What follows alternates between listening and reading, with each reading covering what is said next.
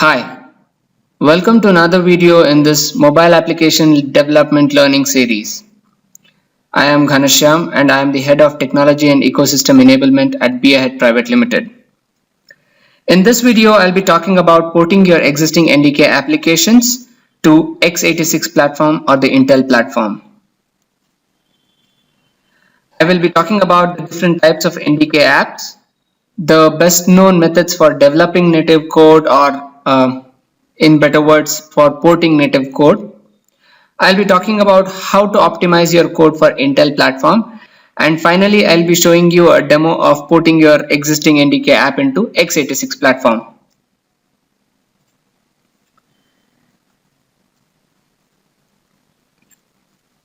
Based on the properties, the existing NDK apps can be classified into three types. In the first type, it is C++ code where it is not related to hardware. That means you have the native code which is in C or C++ and it does not contain any instructions which access the hardware.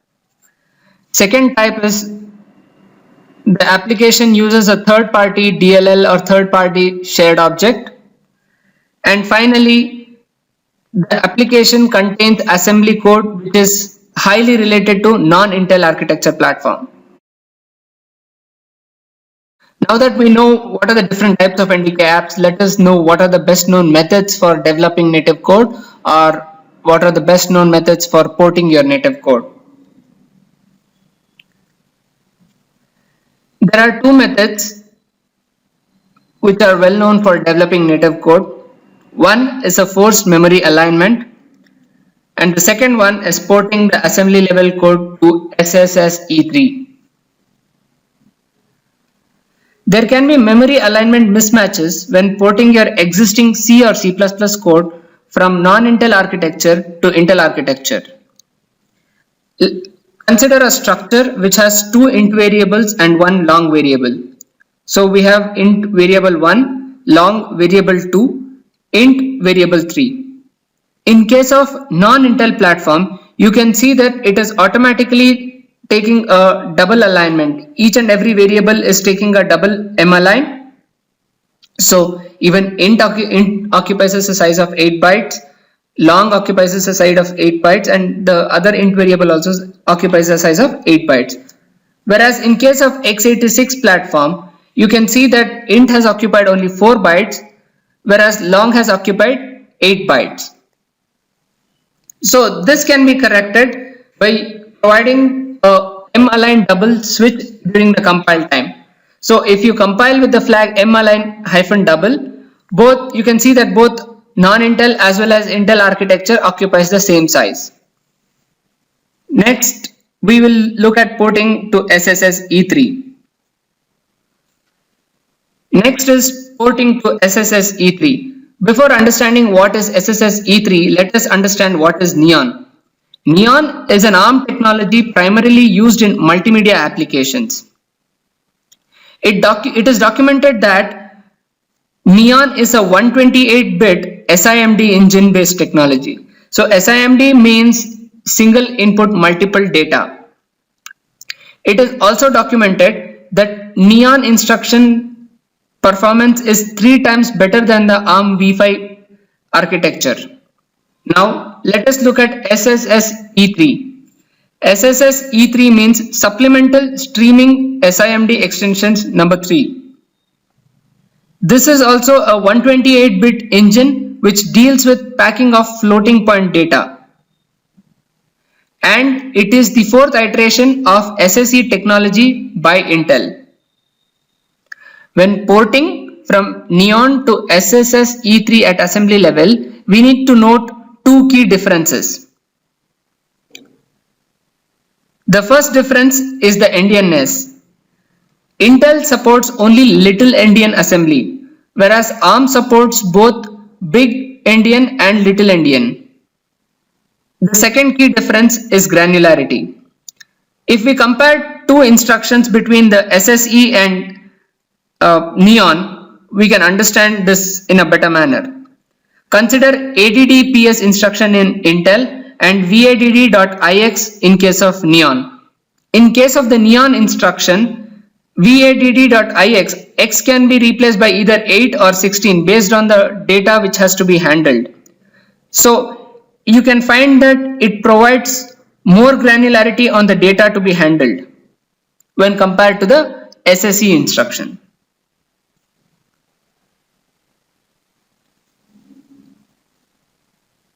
When porting from Neon to SSS E3 at C++ level, we can find many API nuisances that can occur.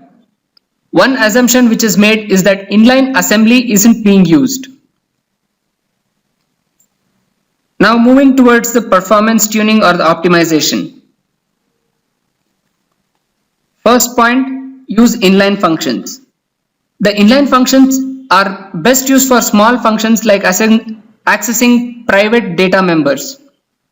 The inline functions saves overhead on function calls, preservation of caller's stack frame, creation of new stack frame, return value communication, and old stack frame restoring.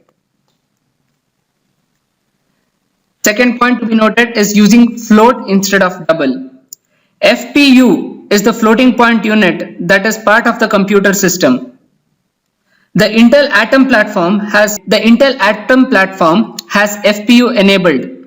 So using float instead of double in most cases speeds up the data computing process and saves memory bandwidth. Hyperthreading is a function which is supported on the Intel Atom processor. So to increase the throughput and improve the overall performance of the application, you should use multi-threading. And finally, usage of compiler flags. By default, GCC is the compiler which is used to compile native code in case of Android applications. And the default target device of GCC is a Pentium platform. To ensure that the code is compiled for the correct target platform, it is always recommended to use specific compiler flags like -mark, -mssse4, -mavx and -maes. You can find these flags in the document which has been provided along with this video. Now let's see the demo. This is the same application which we had used in the previous demo for NDK application. The target platform which we had set during the previous demo was ARM. Let us go ahead and start the Intel emulator. So you can find it here.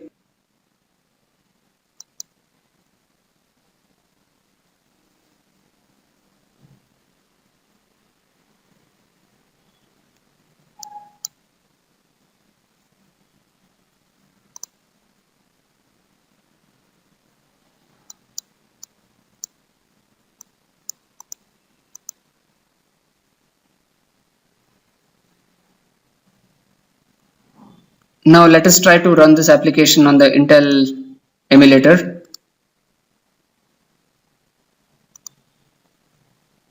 We are selecting the Intel emulator, yes.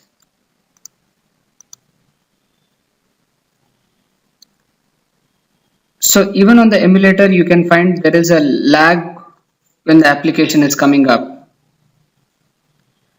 And though the application pops up, when it is trying to invoke the native functions, it is crashing. Now let us go ahead and compile this application for Intel architecture and try executing the application again.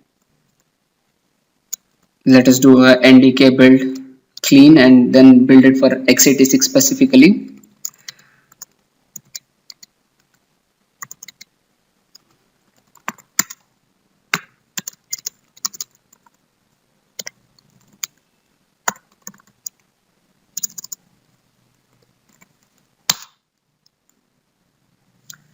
So it has created the x86 library. Let us refresh this. If we see that the ARM library is gone and under x86 a new shared object has been created. Let us run the same application.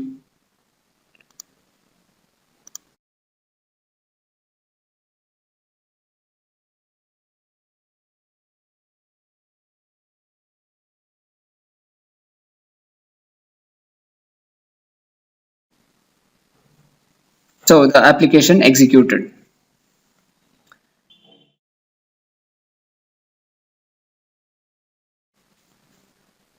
This was a demo to show you that just a recompilation will help your application run smoothly on the Intel platform.